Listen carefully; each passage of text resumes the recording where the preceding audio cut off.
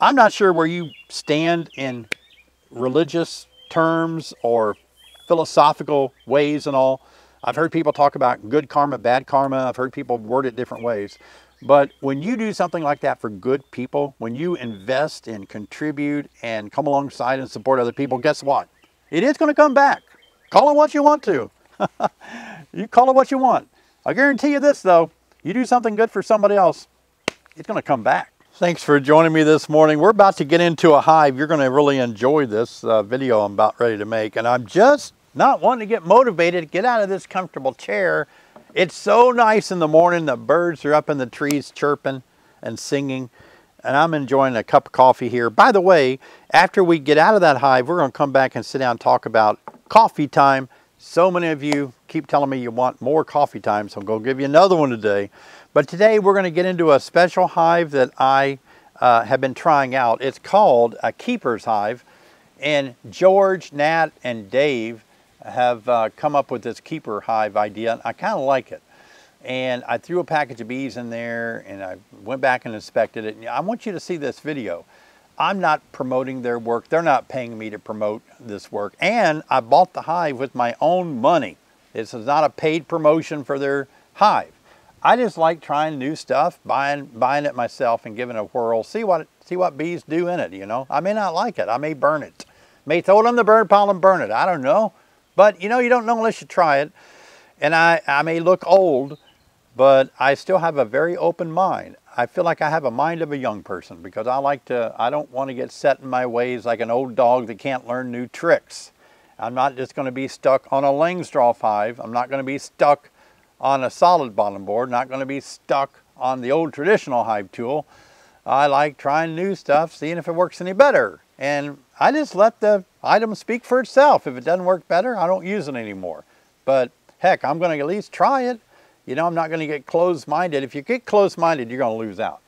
So let's go ahead and suit up, get everything ready, and let's pop into that new keeper's hive. I did a live stream, oh, I don't know, last winter, I think, and had the three fellows on there, and they explained the hive to us. And I think they're going to be crowdfunding it in June. A lot of you want one of these, I know that. But anyway, it'll be fun. Let's get into it and play around with it. All right, fun time in the bee yard. Here we are at the keeper's hive. I got some experimental hives out here that I'm running to see how they pan out to be. This is the keeper's hive. Look at that. Going pretty good. I installed the package in here probably about a week ago, maybe a little bit longer. Hasn't been real long. Look at there, got some ants coming up in here. I have to watch these ants. I'll find out down here where they're coming in, and maybe I can put a little ant trap down there to catch them. But these ants don't hurt anything. Where I live, I don't have any fire ants. These are just those sugar ants. They're trying to get up in here and get a little sugar or something, but they don't mount to much really. But if you live in an area where there's fire ants, that can be problematic for the bees. All right, so what we're going to do is go ahead and just kind of do our traditional inspection and see what it looks like under here. Here's our glass observation window where you can see. One thing that I like about this observation window, they got the measurement right. On my horizontal hive, the measurement isn't right, and they're building comb all between the plastic observation window and the top of the frames. But this one, they got the measurement right. Bee space is observed. And yeah, it looks good. So first thing I like to do is just kind of lift that up and smoke under it. Okay, they propylized it down a little bit. So let's get our hive tool in there to work that up a little bit. Yeah, it wasn't too bad. All right. Now we want to get some smoke in there as soon as we can. Just keep the bees calm. All right, good. There's some smoke going in there. We'll shake the rest of these bees back in the hive. Interesting, nice little window, I think. Oh, so the way this keeper hive works, I got 8 frames down on the bottom, and I got 5 up in this little nuke, honey super nuke box up here, and you can stack your honey supers above there. And since when I installed the package, I think I would do it differently. I installed everything over here and left it. There's a lot of different ways to install a package in here, and the website for the Keeper's Hive actually shows them installing the package over here with this side closed up and just installing it, putting the queen down below this built-in queen excluder here, and then letting the bees just go down on that side. I kind of like that idea. So I think what I'm going to do today, I'm finding that most of the bees are, since they started over here, they're actually going to be slow to go over there. So I think I'm going to just work it where I can take all the frames here that are drawn out with bees on it and move those under this box so they can go up. And that way they can start moving out and expanding the brood area out over this direction. Either way might work fine, but I just want to experiment with the way that I think might work better. Now these handles support the area here to hold the frames in place. And so when you do your inspection, you want to remove these handles.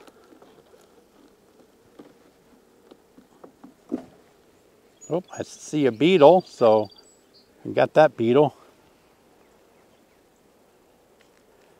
All right, so these aren't really too propolized like you would think. That's a big question that I hear when I made a live stream many months ago about this hive. Some people said, boy, they're going to propolize that. It's going to be one heck of a mess. And I don't think I'm finding that.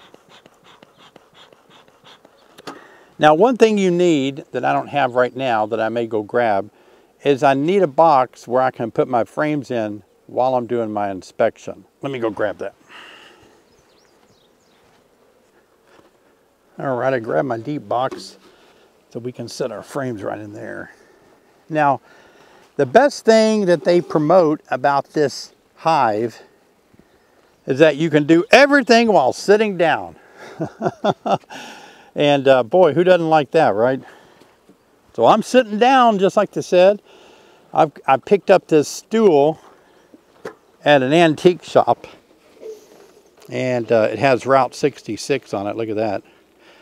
And it's just the right height. It does sink into the ground. Not because I'm heavy, just because those feet are a little too narrow. I might have to put a little bigger something on those feet.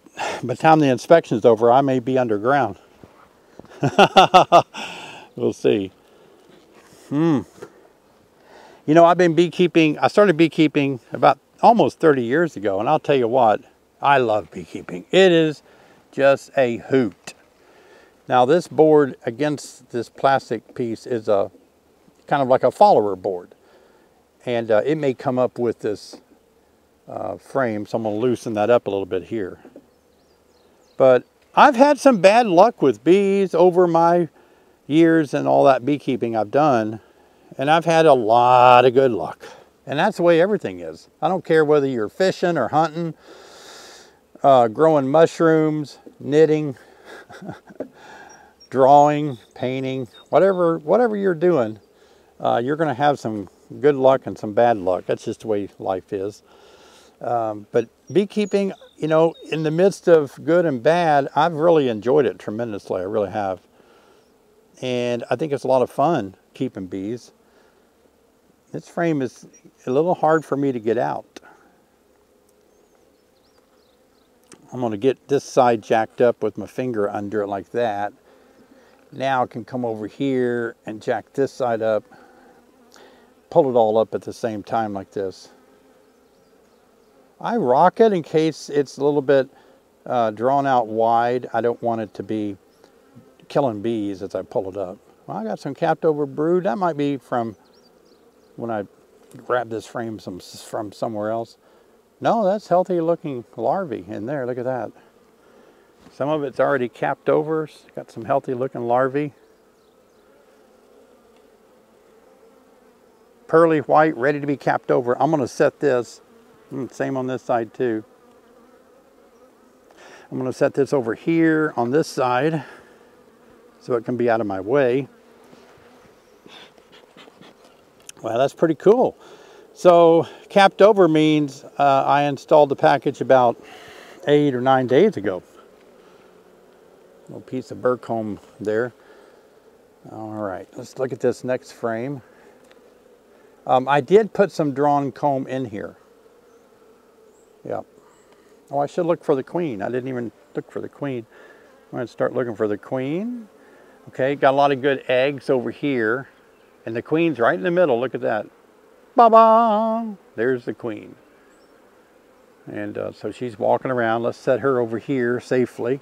I'm going to pop in here, guys, and say please subscribe. I appreciate you. I love you guys so much for being a part of my YouTube channel. I've been on YouTube for 16 years making beekeeping videos, and I hope you appreciate that. Please subscribe right here at the link you see on the subscribe button, and click on the bell so you'll be notified each time I make a new video. Now let's get back in this hive and keep taking a look. Another frame to take out here. But back to my idea about beekeeping being enjoyable. A lot of people don't enjoy beekeeping once they get started because, you know, if you don't know a lot about what you're doing, it can be frustrating. And then if you get frustrated, you don't want to do it anymore. I understand that. A lot of good nectar being brought in there. Look at that. Ooh, yeah, look at all that good pollen. Like seeing that too. All right. So when you're keeping bees, it's good to know what you're doing. I really think people need to be educated in beekeeping long before they start beekeeping. You know, the more you know about beekeeping, the more you're going to enjoy it. That's for sure.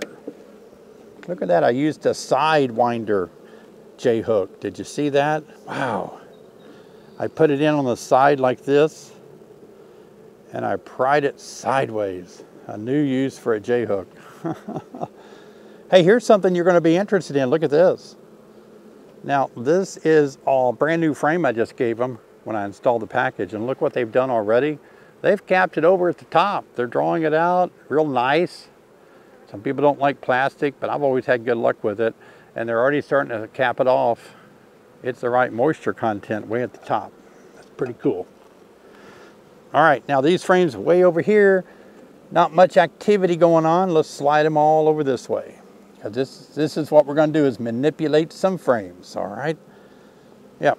So nothing here, just an undrawn foundation. Nothing on this one yet. Undrawn foundation as well. And nothing in that box at all because the bees aren't over there. We're going to change that. Woo! We're going to change it up.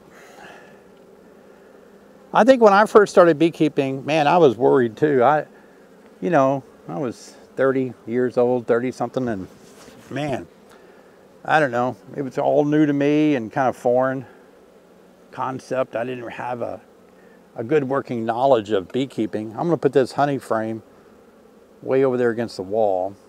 Well, do I have one drawn out? I'd rather put a drawn out honey frame way over there, since that's usually the frame they draw out the last. Is this eggs or was this nectar? Let's take a look.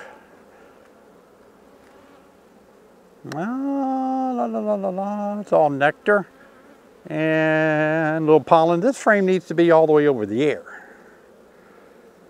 Yeah, we're going to put it all the way that way.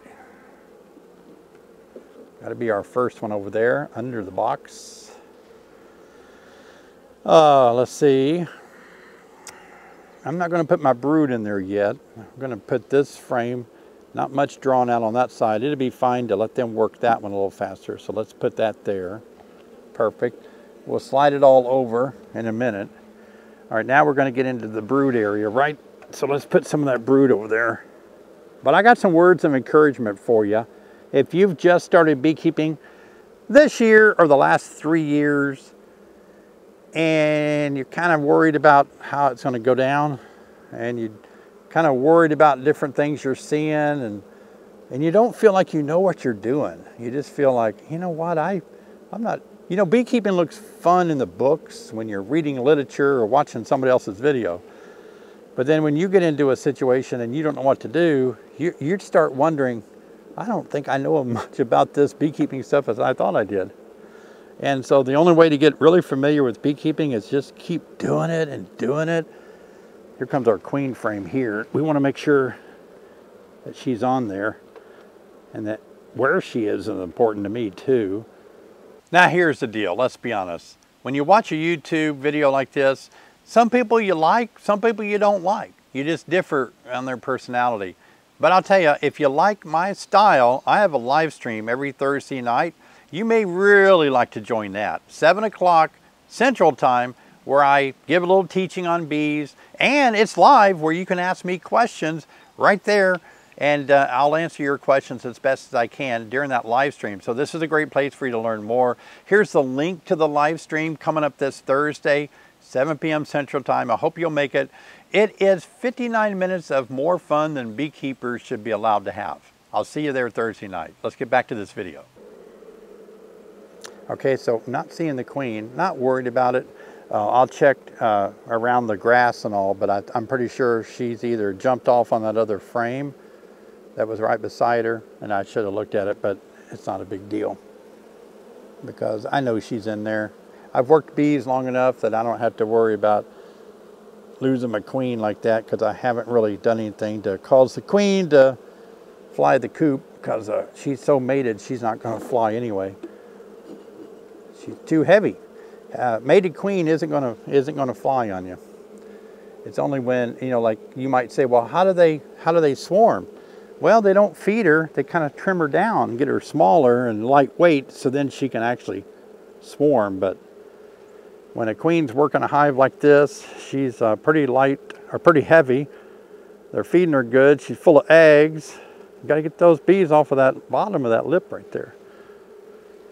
All right, let's check for the queen again.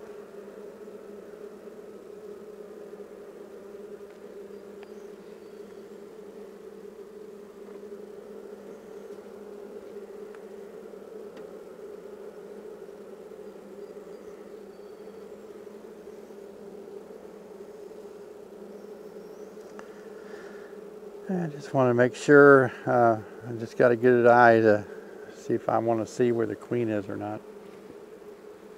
I'm not seeing her on that frame, so I think she was on the earlier frame when we put it in there, and she was on that frame. All right, let's get some smoke up in here.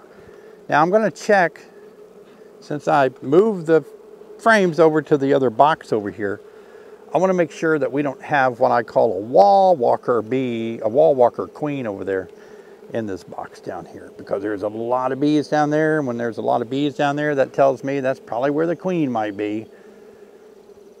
So sometimes I teach that you should take a queen cage when you do an inspection like this and put your queen in a queen cage.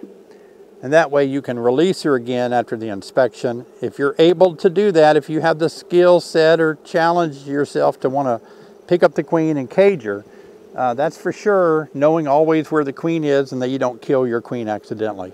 That's not a bad thing to do. But I understand if you're new, that's kind of a tough thing to do.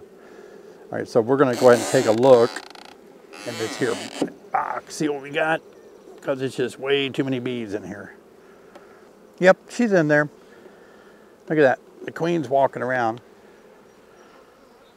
on the side of this box. So that's one of the things about this hive. If you're going to move frames out and put them in a different box, be careful to pick that queen up and put her back in the hive.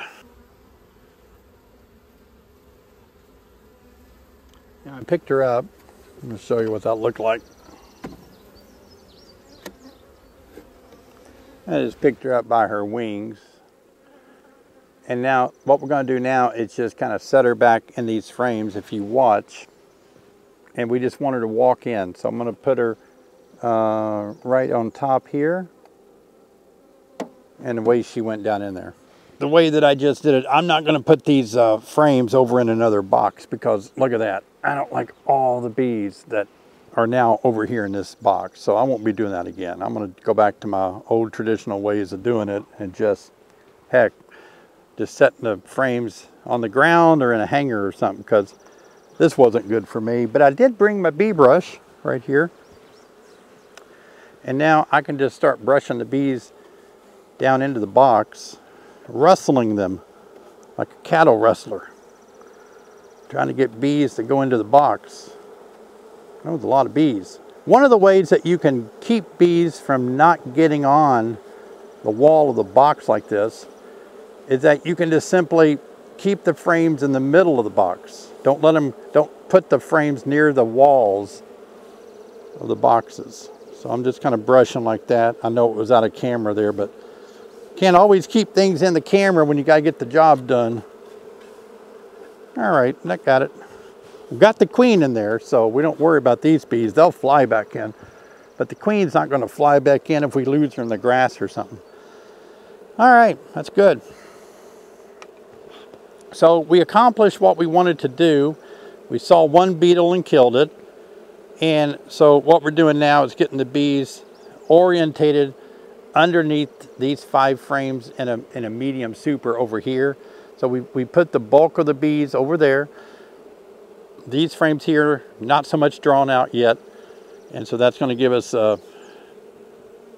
more of a better configuration to have the bees over here in this area. There's a queen excluder here. And so that's going to work out good. Getting the bees out of unwanted areas. We don't want any, I threw that bee in my pants leg. We don't want any bees over in this area because we'd rather them be, all inside the box. Because when we close this, we don't want to smash a bee. All right, so what we're going to do first is put these little things in and make sure our frames are all tight together that direction. They are. Don't want to smash any bees, so be careful. Get the bees out of the way. That's in position. I'm going to do the same over here with this piece. Let's just smoke them, make sure the bees aren't sitting on the frames here. This is a keeper's hive. Dave, Nat, and George, I like the 3 guys a lot. And this is not a paid video. I bought this with my own money, but I'm just trying to test it out and see what I like and I don't like about it. We put this, I always get a little confused, but I'm gonna have to memorize this, how this goes. Like this or the other way? The other way, like this. Okay, yeah.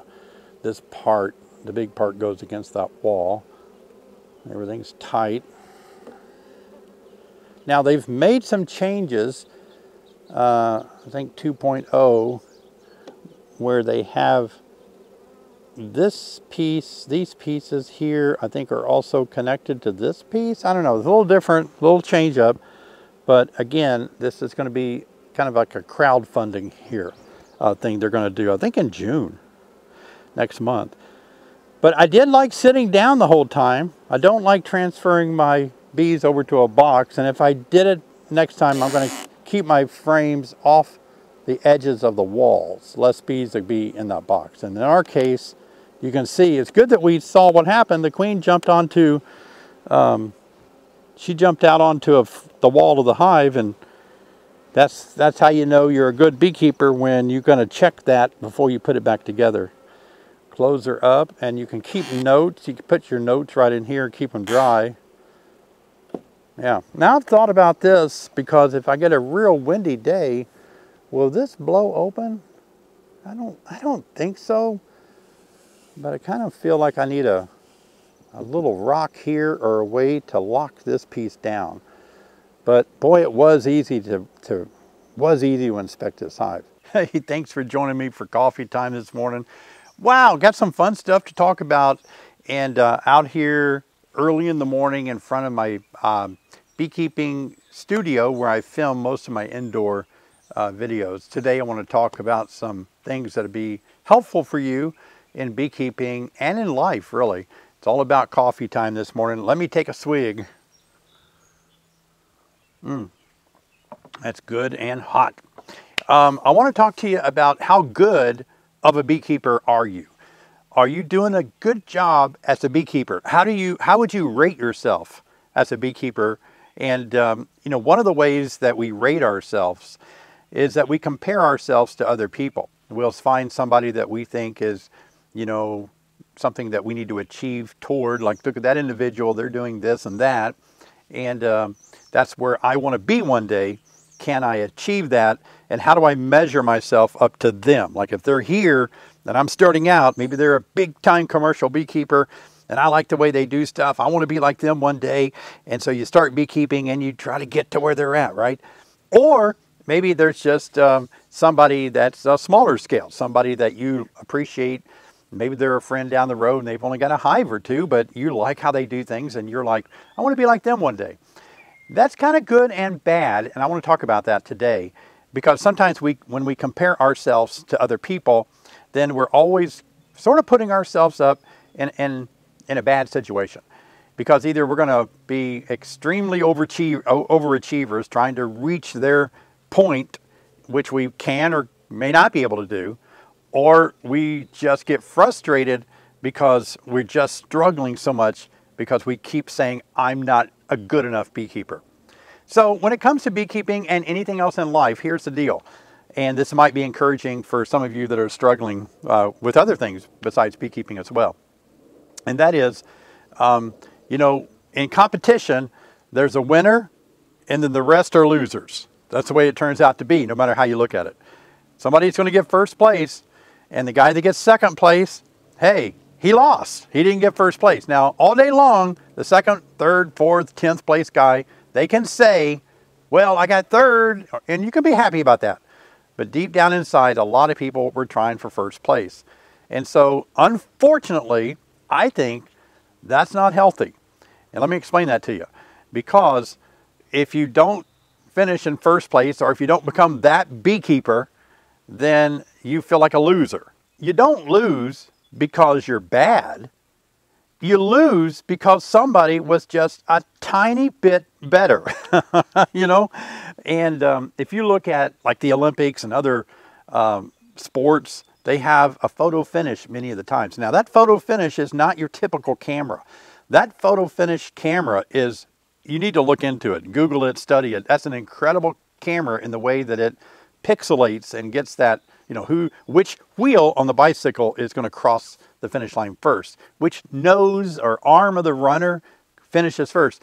Can you imagine that everybody training and becoming so good at something that maybe 2 or 3, 4 or 5 people at the finish line are so close to each other after going miles and miles, a marathon or something, you know, 26 something miles, and at the very end they have to do a photo finish. That's just incredible to think that. So, you know, you don't lose because you're bad. You lose because somebody was just a tiny, tiny bit better. And I want to talk about that just a little bit more. Stay with me. I know you got a lot of things you're saying. No, wait a minute, I disagree. I know, stay with me. But so the people that are a tiny bit better, now it means that it can be their age, it can be their build, it can be just their genetics with their lung power, their leg power in sports I'm talking about.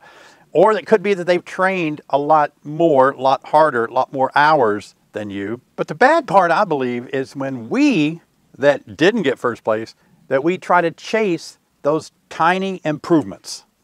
You know, we try to say, oh, I got second place or I got third place. Or I'm not quite as good as that beekeeper. I'm going to just watch them and I'm going to mimic everything they do. And I'm going to keep just pounding the pavement until I can finally get to the place where I'm as good as they are.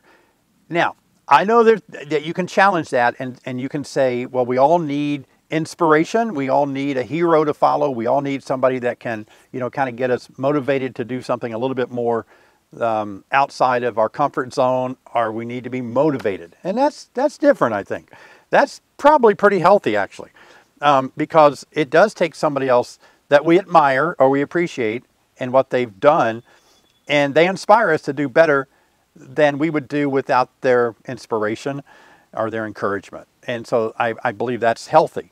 But it becomes unhealthy when we are trying to be the top dog, number one kid on the block. And sometimes what comes along with that is there are some very unhealthy tendencies in how we view other people.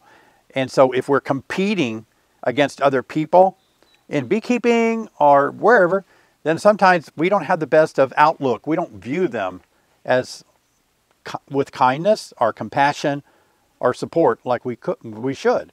And in fact, sometimes we view them very negatively, like, oh, I hope that they can't succeed at this. You know, in running, I was a track runner, and if I had a stiff competitor that I raced against often, I have to be honest with you and say that there were times that I looked back and I saw that maybe they had tripped or something. And, you know, as a kid running track, I was like, oh, they tripped. Good. That's good for me, you know. And so I would just think, I'm going to win this. But, you know, you never want to win at somebody else's expense. You never want to try to be at the top at somebody else's struggle or their failures or their life situations that are hard for them. Instead, it's better. It would have been better as a kid. Now, when you're a kid, you know, you don't think straight. I didn't. And so I should have gone back there and helped them up and dusted them off and tried to get them to the finish line. Who cares if I win? And that's another thing. What is it to be on top? Have those of you that have won stuff and you've gotten to the top of things, not real fun up there, is it? I'll be honest with you. I've been at the top on a few sports things and a few competition things that I've done over my life. I've gotten awards and I've gotten trophies and decorations and all that stuff. And at the moment, they're kind of cool because, you know, you worked hard and you achieved something. But then after a while, those trophies sure get dusty. And you start thinking about the sacrifices that you made to get to the top, and you realize, I'm not proud of that. And so I think it's good for us to learn the joy of being able to make progress at a pace where we don't step over other people, where we don't sacrifice our family, sacrifice our health, sacrifice our mental health. That's the key, you know. There's, in fact, in beekeeping, you know, I've been making a lot of videos here lately, this week especially, because the weather's good and it's spring, and so bees are popping, right? I've been making a lot of videos, and I've been spending a lot of time in the edit room struggling through videos and editing things. It's one thing when the edits are pretty isolated to one video, then you can go up and edit it. But when you're out in the bee yard and you're making 5 videos at a time because the weather's good and the bees are popping, then you got so much footage that you got to keep separated. But one of the things that I've noticed with YouTube and filmmaking and helping people out on YouTube is that it can be very draining mentally to keep the YouTube schedule going. And I know a lot of people get started. I've been doing YouTube videos in beekeeping since 2008. That's 16 years and over a decade and a half. And so I've been doing it a long time. So, you know, most of you know that somebody does something a long time, they know something. And I'm not saying I know everything, but I know a little bit. And one of the things that I've discovered is that it can be very mentally challenging. And so those of you that are starting either a YouTube channel in beekeeping or another YouTube channel, or you're starting beekeeping for the first time, it can be very mentally draining. And especially if you add somebody else into the mix, like you want to be better than another YouTuber, and you want to be as good or better than another beekeeper, you add that into the mental mix, and you're going to burn out. It's going to be very unhealthy. Even if you have a bee business and there's another bee business down the road and you're trying to be as good as that bee business and you're disappointed that they're selling more packages than you sold, or they're selling more boxes and hive equipment than you sold, or more people are going down there than going to your bee business. There's a lot of competition in bee business. I'll tell you what, it is amazing the competition that is around in beekeeping now. And because of that, it does bring out some very not so good relationships between different players. And I think that's unfortunate. And if you're one of those people that's in the mix of all that competition in beekeeping, I want to throw up a red flag and say, please don't look at it as competitive. Look at it as a way of collaborating and supporting and encouraging other people. And you don't see that a lot in beekeeping. Now, I know when I say that, there'll be a lot of comments, and some of you will say, oh, no, that's not, I'm collaborating with this person, I'm collaborating with that person, and this person's helping me, and that person's helping me, my club's helping me, and I know, but the majority, like the percentage-wise, there's a higher percentage of people that are very, very competitive in beekeeping, and they don't like to share what they know, and they're very offended if somebody cuts in on their honey crop, or they're cutting in on their sales or something. And because I've done this a long time, And I'm not going to say it's getting worse, but it sure isn't getting any better. And I think there's just a way that a lot of people have, that's how people get ahead today. They just have to scratch their way and plow through and try to get a bigger crowd to follow them. And that's really not what it should be. It should be that whether you're a beekeeping business, whether you're a queen producer, whether you're just a hobbyist beekeeper trying to learn all about beekeeping, we need to look at it like, what can I do to really lend a hand to other people? What can I do to, when that person falls down behind me, even though I'm ahead and I want to win, when they fall down, what can I do to go back and get them? I've learned a lot from a commercial beekeeper, and one time he told me he was hauling a whole bunch of bees. I don't remember I don't know if they were packages or if they were pollinating. It had a bunch of hives on a trailer, but an axle burned up on one of his trailers. And he said there was another beekeeper on the other side of the interstate going south. He was going north, I think. And he called him on the phone and said, man, I'm in a bind. I got this problem right here. And that guy stopped what he was doing on his load and went over there and helped him, got him going again. And I've heard of other people, and I got some great stories from the past that old-time beekeepers have told me, where they've lost all their hives from some issue, and other beekeepers just carried over 100, 200, 300 hives to help them get started back on get their feet back on the ground again. Now that's the way that's the way it ought to be. And I don't know. There's a healthy area, I think, where competition can help us. But for the most part, competition, if you're not a real strong individual and have a good relationship toward other people, competition can make you into a bad person. It really can. And I'm a very competitive person. I always have been.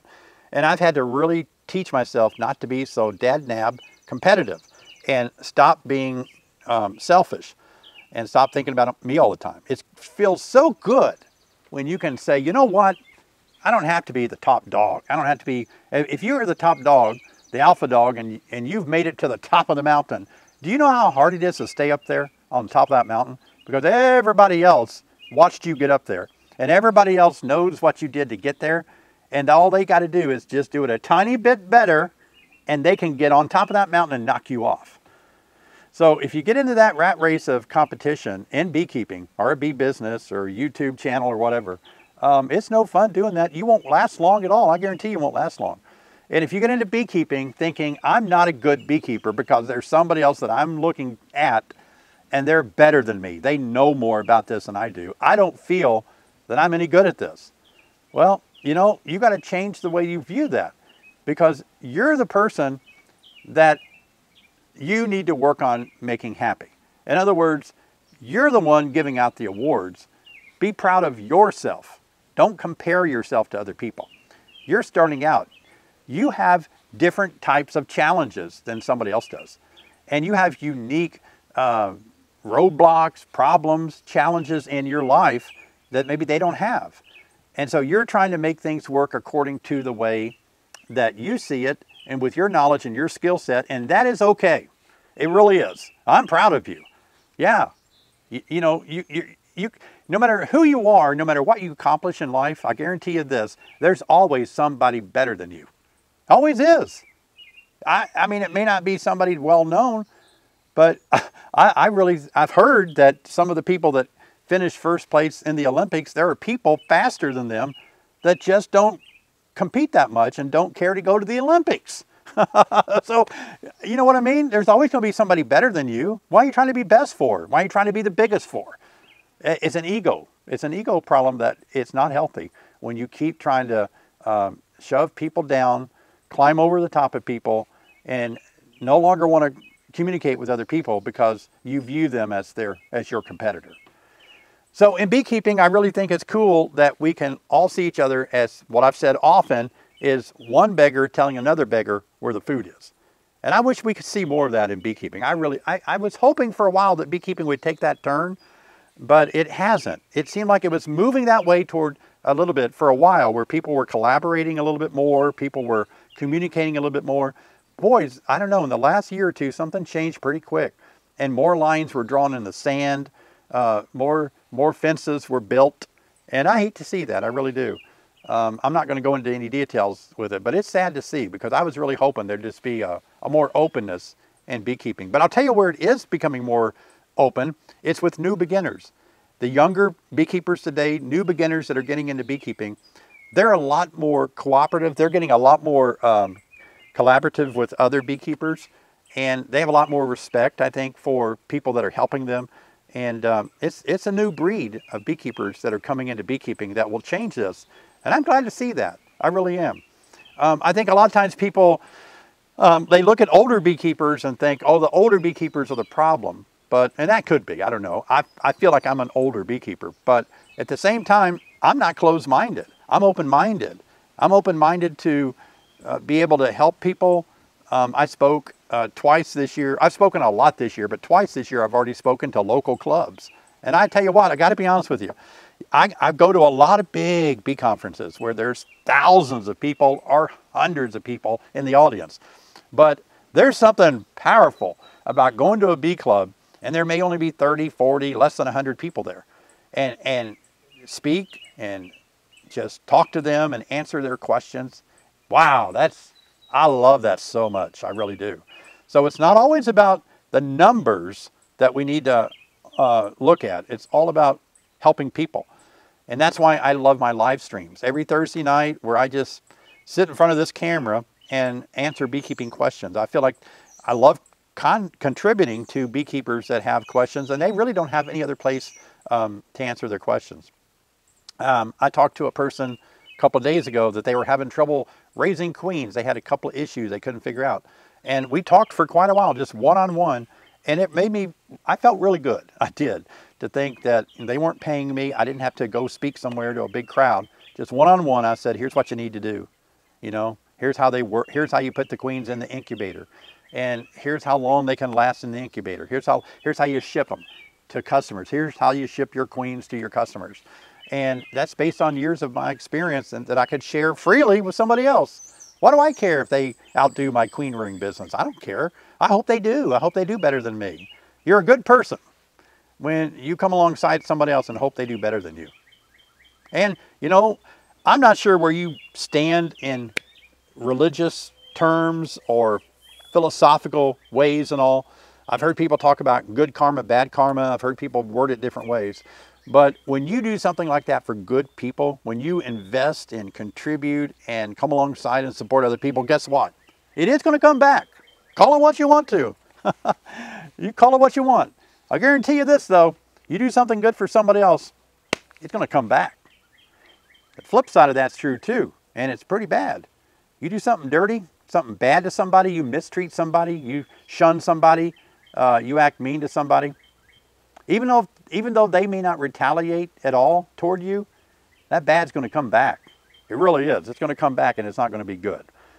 So I think, and you've heard me say this a lot, we do better off when we can be kind to other people, when we can go out of our way to help people and be compassionate. I got to tell you, you know, I've always tried to build a team behind my YouTube channel. And I do have a small team of people. And I'm adding more people to the team, which is great. But I'm not going out of my way trying to find people.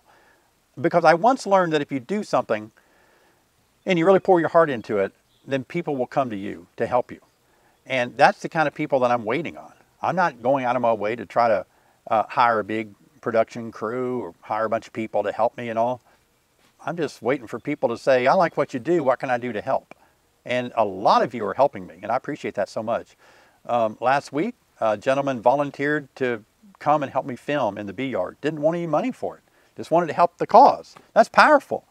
And, you know, when somebody does something like that, good comes back to them, doesn't it? Man, it's just powerful. And so no matter where you're at in beekeeping, I hope you've enjoyed this coffee time. No matter where you're at in life, let's focus on not trying to be the top dog, not trying to run over everybody else to get to the top position. And let's stop comparing ourselves to other beekeepers. And let's be happy with where we're at, even though we may feel bad at times. Second place, third place, it's not about that. It's about you learning about bees and spending years learning about bees until finally one day you say, you know what, I really enjoy bees. This has turned out pretty good. It's been a hard road, you know, the hard road of experience, hard knocks and all that, but I've learned a lot and I've enjoyed what I've learned. I've learned it the hard way. I didn't have it spoon-fed to me. I had to pull myself up by my own bootstraps. I had to cowboy up and get her done. Well, guys, if you want to see a great video that I think will really help you a lot in beekeeping, I made a video where we just took a hive apart and tried to stop it from swarming and cut out some swarm cells. People have really enjoyed that video. Check it out right here. I'll see you guys over there.